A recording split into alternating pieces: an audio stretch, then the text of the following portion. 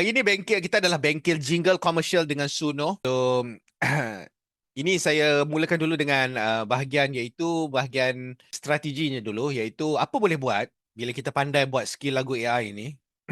Pertama sekali kalau dari segi kewangan, anda boleh tawarkan services buat iklan lah, jingle untuk dengan IKS. Ini pricing ni anda boleh set lah antara 60 ke 100 ke. Tengoklah pada cara anda setting. Saya biasa saya dimaklumkan ada setengah diorang dalam servis pengiklanan ni dia buatkan dalam harga dia dalam 60 ke 80 ringgit lah. Ada yang go towards that, mungkin dari segi dia punya pentafsiran dia dari segi nak menghasilkan lirik tu lah kan. Mungkin dia tidak buat cara yang biasa. Sebab dalam pembelajaran petang ni pun kita tekankan lebih sedikit tentang apa kita boleh buat dari segi structure lirik tu. Sebenarnya dalam kita menjana Suno ni. Jap, saya nak tanya dalam audience kalangan ni, siapa yang first time untuk belajar skill set buat lagu?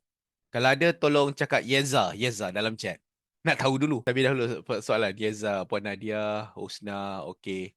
Coach K, Yeza. Oh, okey. Yeah, oh, okey. Ada ramai yang pemula jugalah okey. Guys, tolong like, komen dan share video ini. Baik. Haha. Terima kasih.